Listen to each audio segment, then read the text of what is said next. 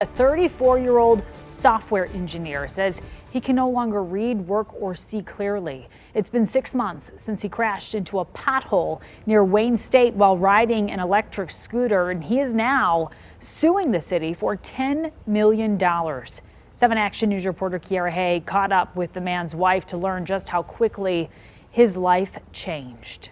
Potholes are a consistent problem in our state, but one, according to an attorney, which was 2 feet wide and 6 inches deep, could cost the city $10 million. It was a summer's night in Midtown Detroit.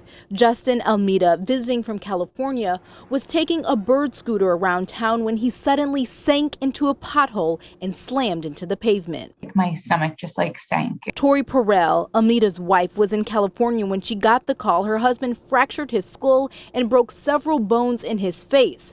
But the real trauma came days later. He wasn't remembering talking to me. It became glaringly apparent that the injury was causing damage to his brain. Now, 6 months later, according to his wife, Almeida is only reading at a 4th grade level, and he almost always has double vision, preventing him from driving, watching TV, or using a computer. His work as a software engineer involves looking at lots of little lines of code, and we don't know if that's work he'll ever be able to do again. It's tragic when you see what could have been prevented. Gerald Posner, the attorney representing Almeida, says the pothole his client fell into was 2 feet by 2.5 feet wide and 6 inches deep. All the city had to do was to fulfill its statutory obligation to keep the street reasonably safe and fit for public travel, and it didn't. Under Michigan law, the state has 30 days to patch a pothole when a problem is reported. Posner does not know if the city was made aware of the pothole, but says people living in the area claim the pothole was there for at least 6 months and remained 3 months after the crash. We reached out to the city of Detroit, but we're told it cannot comment on pending litigations.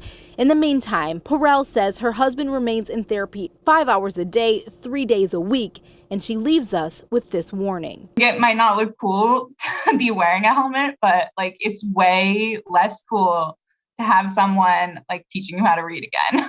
Definitely protect your head. The city of Detroit now has 30 days to acknowledge the lawsuit, but the city has not yet officially been served. In Midtown, Tiara Yachts, 7 Action News. All right, Kiara, thank you. Governor Whitmer will be in Macomb County tomorrow, where she's kicking off her Building Michigan Together tour. The bipartisan deal invests nearly $5 billion in Michigan's water, road, and bridge infrastructure, growing the state's economy and creating new jobs. Several of the proposals rolled out last year using federal funds will be fully covered in the plan. The governor will sign the measure when it reaches her desk. Now to the war in Ukraine. The nation seeing some victories. Ukrainian officials say fighters are gaining ground on Russian forces, reclaiming several villages today, east of Kharkiv and close to Mariupol. President Volodymyr Zelensky still begging NATO for military assistance. As foreign nations stay out of the war, the International Committee of the Red Cross is scaling up its response. 60 tons of food and relief items arriving in Ukraine this weekend. Food, water, and essential hygiene items being handed out to people who are still in the war-torn country. The ICRC is also sending medical workers, weapon contamination specialists, and other staff members into the region. Back home in Washington, U.S. leaders are quickly walking back from the final line of the president's fiery speech in Warsaw. Perhaps being carried away by the moment, the president seemingly calls for an end to Vladimir Putin's rule. But political leaders say that is far from the truth. In the moment, I think that was a principled human reaction to the stories that he had heard that day. But no, as you've heard from Secretary Blinken and others, the U.S. does not have a policy of regime change in Russia. Full stop. The Kremlin offering a quick and terse response, saying, quote, the president of Russia is elected by Russians. Well, not much to report outside, except, of course, the main headline, the cold of the spring. And we've got 7 First Alert meteorologist Mike Taylor joining us now with what is to come later, when we can expect to kind of get in line with the season. When the temperatures behave like they're supposed Yes. to. Yeah, that's going to happen later in the week. In the meantime, though, we have one system to get through before we can get that warm up. And even that warm up is going to come with some rain. But right now, it's all about the cold. Here's a look at the numbers and the wind chill. 22 over in Howell, Pontiac at 22. But notice the single digit wind chills we have. 8 degrees is what it feels like across many of the areas. Mount Clemens at 10, Detroit at 13. And down towards Monroe, it's at 16 degrees. So it'll continue to be cold. A few flurries will be passing through, but the skies will actually be clearing up, which is better than where we were 24 hours ago. That's because this system's getting further and further away. And as it does so, the winds will relax and will also clear the skies up. So for the rest of this evening, temperatures are going to stay into the 20s. We'll call it partly cloudy, chilly with some flurries. Coming up, we'll talk about that next system that we're tracking, and more importantly, how long this cold is going to stick around. A heartbreaking update tonight. An 8-year-old girl injured in a Warren apartment fire this week has died. 8-year-old L'Oreal was hospitalized on Wednesday. The fire breaking out inside the Warren Manor apartment while her father and siblings were asleep. Her family tells us the little girl passed away last night. Fire investigators believe the blaze may have been caused by some faulty wiring. An official cause has not yet been released. Starting tomorrow, face masks will no longer be required in many indoor public spaces on Eastern Michigan University's campus. Exceptions include classrooms and labs where students will still have to cover up. However, vaccinated instructors can be maskless while teaching. Coverings will also be required at larger events, including the April commencement ceremonies, as well as inside university transportation.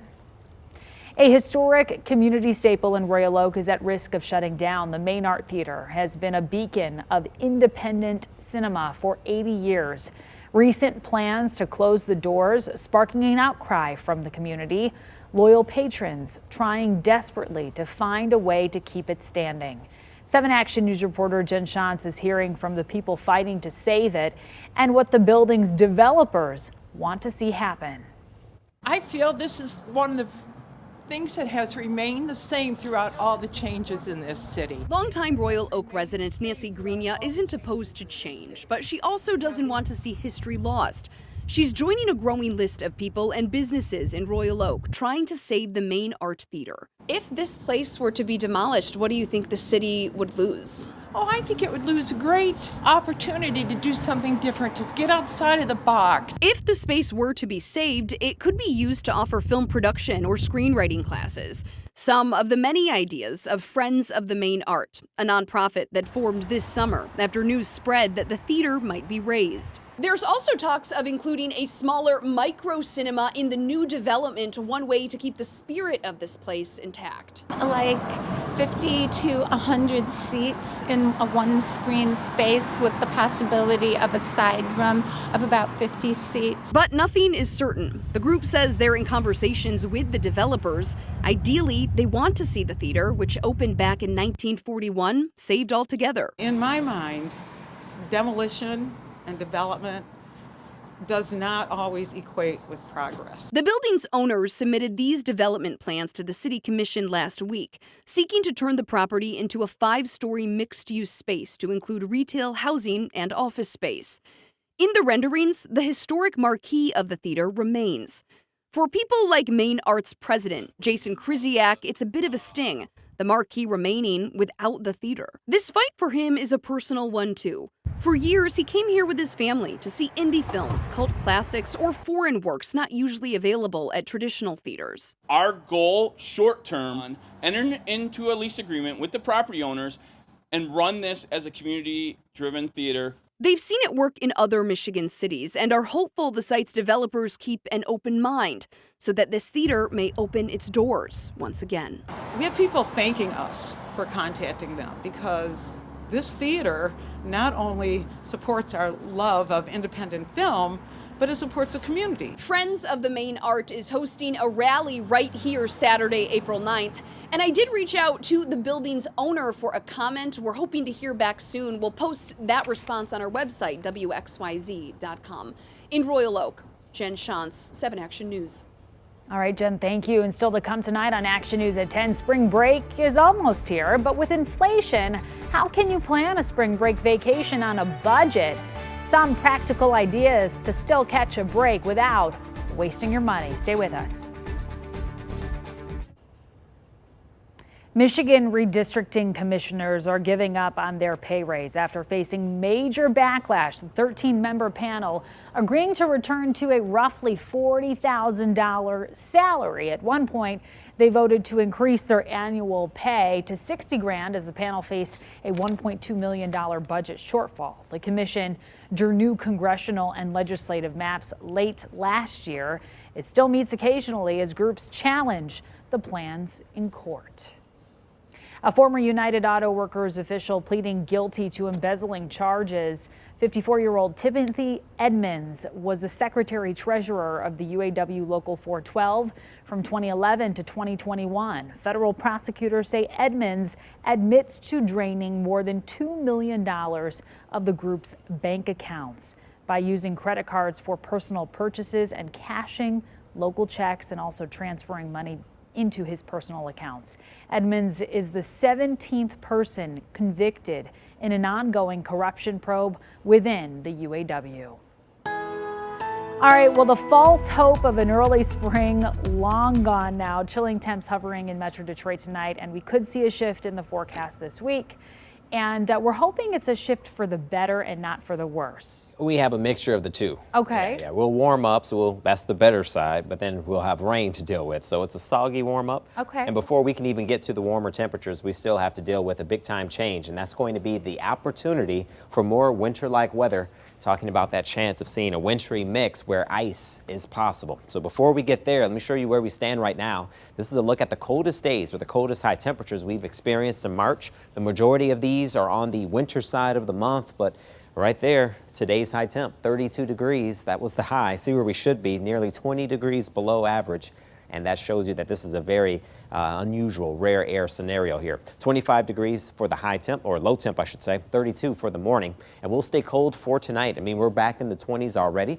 Feels like 14. There's a look at the winds, 15 to 25 miles per hour. That wind gust is going to keep the wind chill around Metro Detroit. That's why most of us are still in the teens as far as the wind chill goes. From Wyandotte at 10, Flat Rock at 13, Grosse Ile 19, Southfield at 14. Even some single digits up near Waterford, Wixom, Lake Orion, even up near Capac at around 5. So it's cold out there across Metro Detroit, and it's going to be like that into tomorrow morning.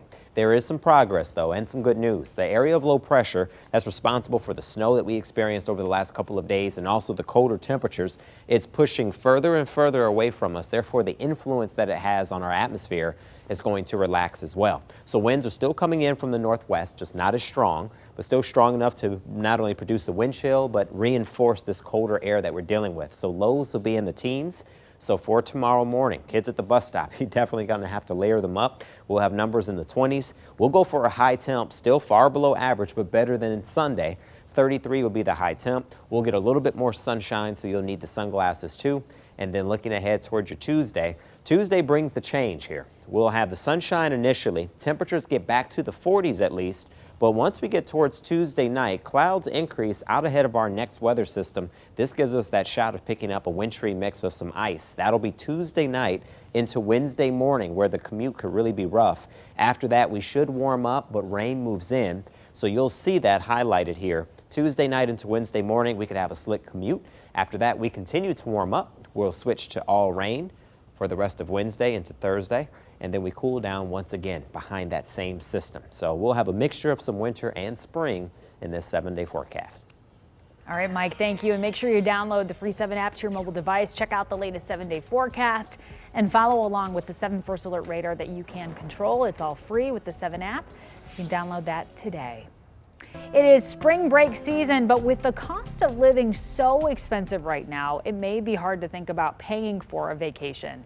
7 Action News anchor Alicia Smith shares some practical ideas on how to still make a getaway work on a budget so you don't waste your money. Yeah, I sought out some budget-friendly advice from a tourism professional and a vacation-ready mom. The Spisevsky family of Dearborn Heights is ready for spring break. We usually go up to Holland. We love Lake Michigan. It's beautiful up there. We fly the kites, we ride our bikes, we walk along the beach, and then we also visit the Dutch Village. Are you all about the one tank trip? This time around, yes. With the high gas prices, yes. It's just a 3-day trip, Friday to Sunday. Cost is going to be on the top of mind of all of us right now because of inflationary pressures, but it's really one of the reasons why we need to consider staying closer to home right now. Dave Lorenz, Vice President of Travel Michigan, chatted with me from a cafe in Spring Lake, not far from Grand Haven. So what does Spring Lake have to offer? Spring Lake, they like to say they have 7 miles of beautiful smiles. He recommends inland towns like Spring Lake that are off the beaten path and have a lot to offer, including beaches, parks, and trails. And don't forget Michigan's water parks. Many of them you can stay overnight and enjoy, like going to a place like Great Wolf Lodge in the Traverse City area. But some of them you can just go for a day pass, like Zender's Splash Village in Frankenmuth. What a great place. They even have an outdoor setting. There's also Avalanche Bay, Michigan's largest indoor water park, located at Boyne Mountain. A day pass over the first 2 weekends of April is $58. If you can wait until mid to late April, it's only $40 on a weekend day. Soaring Eagle Water Park in Mount Pleasant is even closer. A day pass is $44 per person on Saturdays and Sundays, and only $33 on weekdays. If you want an experience tailored to your interest, visit Michigan.org's Trip Ideas.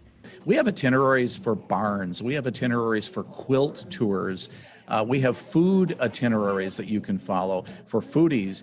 Or consider a cool hands-on museum. Lorenz recommends the Impressions 5 Science Center in Lansing, the Air Zoo in Portage, Grand Rapids Public Museum, and the Gilmore Car Museum in Hickory Corners.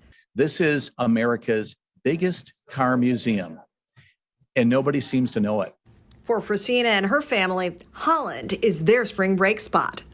It's just something that's close by, but not too close. We just love Lake Michigan. Christina also told me that she tries to book hotels that offer complimentary breakfast, so one meal is covered. And she found a hotel right off of US 31 on the north side of Holland that is not in the heart of downtown, just minutes away from all of the attractions, but less expensive than hotels in the heart of town. As always, don't waste your money. I'm Alicia Smith, 7 Action News. All right, Alicia, thanks for those tips. Coming up next, from humble beginnings to multi-million-dollar creations, how a Michigan-owned yacht company is reimagining the realm of possibilities on the waters. Tiara Yachts is a boat manufacturer in Holland, Michigan. Founded in the 1950s, the company has expanded to design and build million-dollar luxury yachts, but it hasn't forgotten its humble roots. Max Goldwasser at our sister station in Grand Rapids shows us a brand new project sure to make a splash next summer. So when we come into work every day, this is a great reminder of our humble beginnings and what now has transpired into being a great legacy. In the mid-1940s, Leon Slickers worked for Chris Craft. That's another boat company in West Michigan. He worked there for 9 years, building a dream home for his wife and his family on the side. But then in 1955, Leon decided it was time to take a risk. So he sold the home that he built. He paid off all his bills. He had $5,000 to his name, and then he had to find a place to work, find a place to live, and then start his business. He started by building boats in his garage, creating everything by hand. This is the actual one? This is the actual one. From the very first boat. Right. Before eventually buying an old roller skating rink and turning that into his factory. And that 1958 runabout was one of his first models, sold at that time for a little more than $1,000. Fast forward to now, and you won't find a boat at Tiara Yachts for less than $500,000. And it'll have the most innovation and wide breadth of technology that we've ever put into a boat.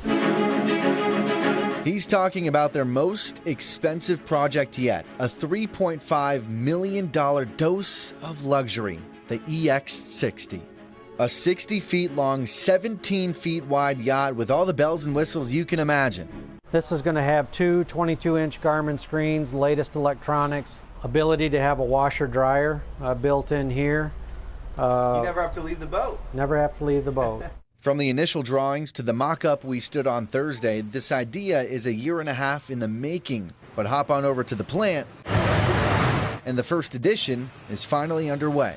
And this is the part that's going in the bottom of the 60-footer. The plan is to have these in full production by early next year. A beautiful benchmark for their success, floating on the foundation of those humble beginnings. In Detroit, the Hellenic Museum of Michigan celebrating its reopening with some incredible displays. This weekend, guests were able to celebrate Greek independence and Hellenic heritage with weaving demonstrations, gallery lectures, and exhibits highlighting the Greek immigrant community's journey to Michigan. The museum was established in 2013.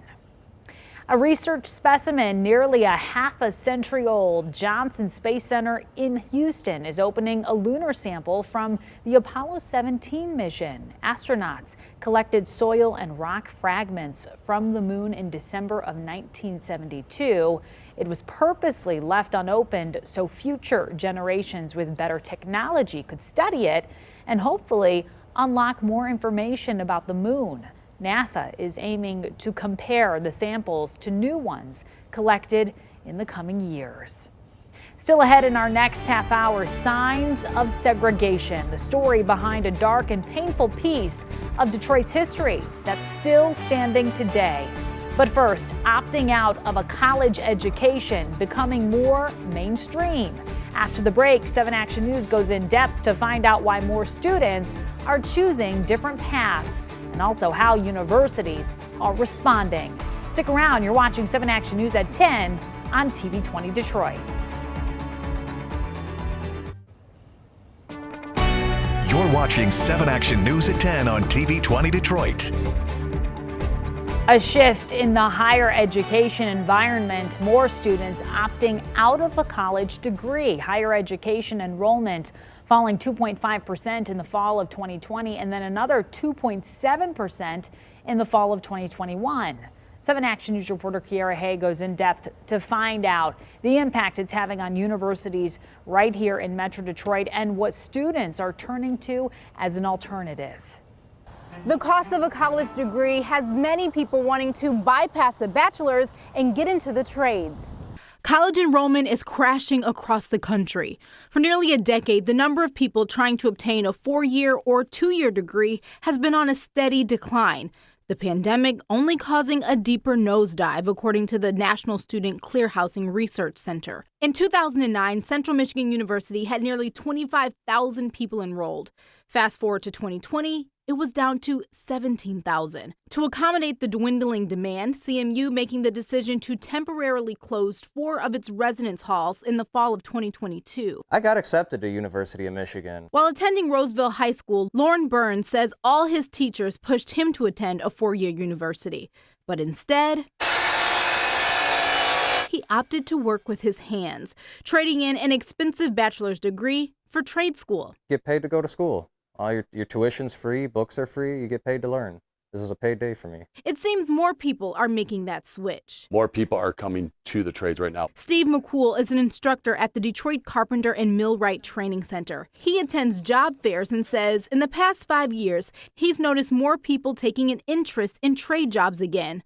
One of the main reasons? Counselors really saying now go into the trades instead of pushing just to go to college. But college enrollment is not down everywhere in Michigan. Both Eastern Michigan University and U of M say their incoming undergraduate class are bigger than before the pandemic. Either way, Burns believes he made the right choice and he wants others to know there are different paths towards success. I got no complaints about it. I really enjoy the union.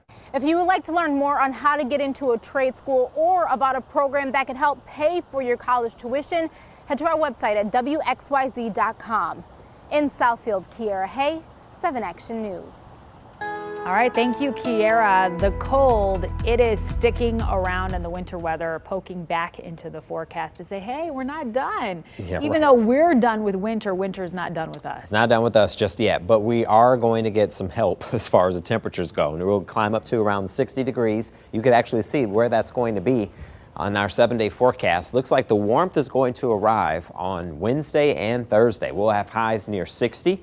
Before we can get there, though, we'll be dealing with 33 on Monday. We get the sunshine back, but Tuesday, I'm thinking we actually recover to the point where we get back to the 40s. Here's a look at the high temps on Tuesday. Notice the clouds starting to increase, though. That's the leading edge of our next weather system that's going to warm us up, but there's a caveat there. Wednesday morning, before this system moves in, there is a pretty good shot that we could see a wintry mix first with ice mixed in with that. That'll be for your Wednesday morning. After that, we start to warm up. We get temperatures back near the 60s. It'll come with rain, but at least it'll feel more like spring. That'll be for those 2 days. The cold front cools us back down to the 40s.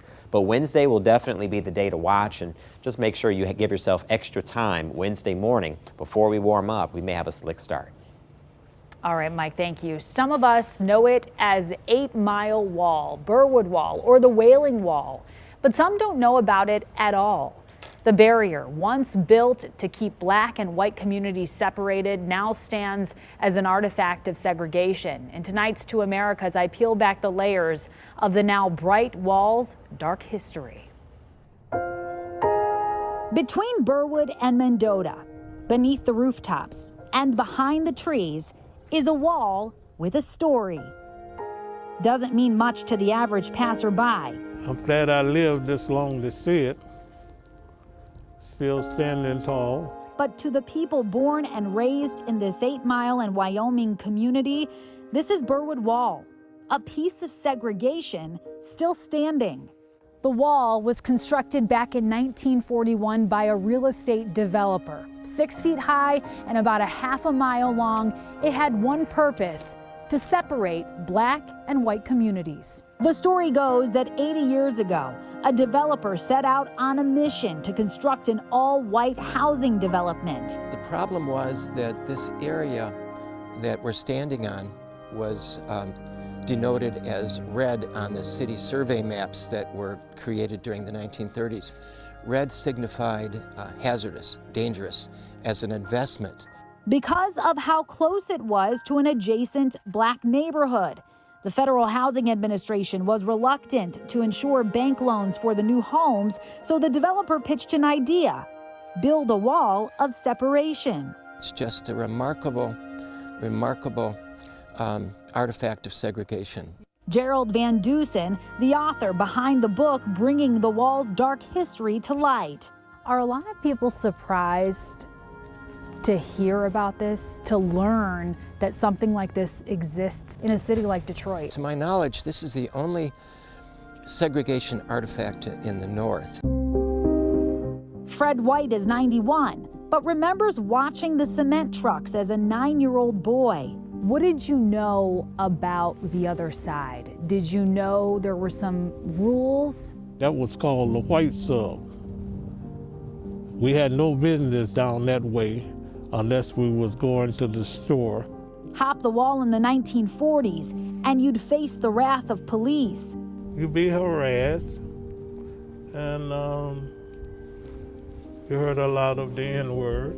But by the time Teresa Moon moved to the neighborhood in 1959, white flight was taking root, black families were moving in, and the wall's purpose had begun to wane. The Mendota kids lived over there, and the Mendota kids would hop the wall and come to the park. Today, you'll see sections of the wall transformed with images of justice and equality. The mural helps it to kind of take away from the connotation of it being a segregation wall. But painting over the wall hasn't quite erased the painful past, nor the reality that a physical barrier isn't needed to know segregation, though not enforced by law, does still exist. A recent study shows the Detroit metro area is considered one of the most segregated in the country. And it's important that we acknowledge that it existed in the past, but it continues. Do you think you'll see a different Detroit in your lifetime? I'm hoping that happens, because I don't intend on going anywhere. I love Detroit. I love my community. I don't intend on leaving, so I hope it changes. And the Birwood Wall isn't going anywhere anytime soon. Last year, it was added to the National Register of Historic Places, and the preservation of the wall will be commemorated by those still living in the community this summer. Still to come, a local girl going above and beyond to give four-legged friends a better life. Her new efforts to support animals in need and how you can help the cause.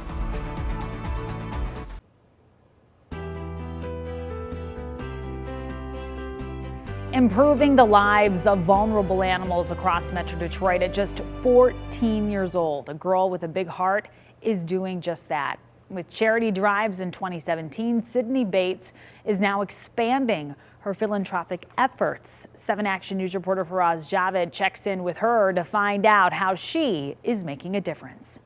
Sydney Bates has always loved animals, but her passion to help them started 6 years ago when she got Wishes, Ashley, and Aria.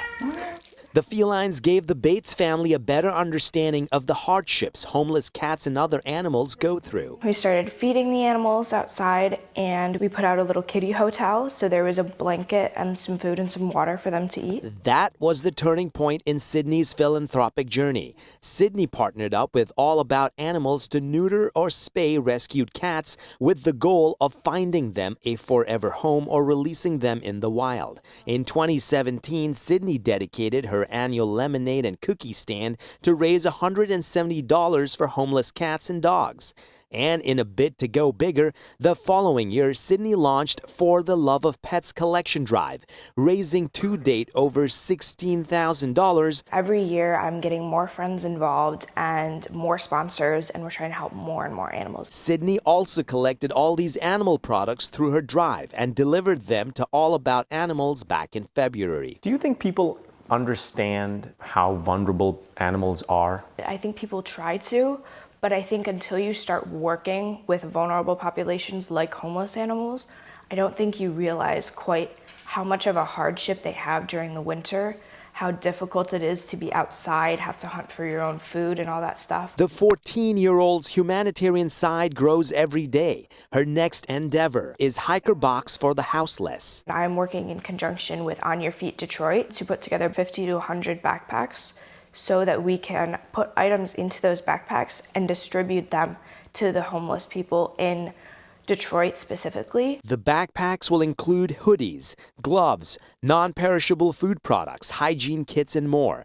While the project will roll out in fall, Sydney's mom Gretchen says her daughter has already left a positive impact on family and friends. One thing that you and your husband are proud of when it comes to Sydney?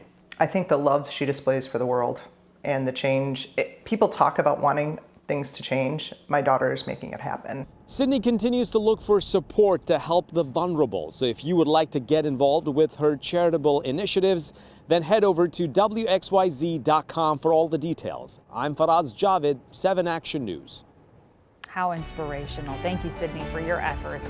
Well, in today's loss to Pittsburgh, the Red Wings did something they hadn't done in over 30 years. Captain Dylan Larkin said it was not acceptable. More of his comments up next in sports with Gina Trotman.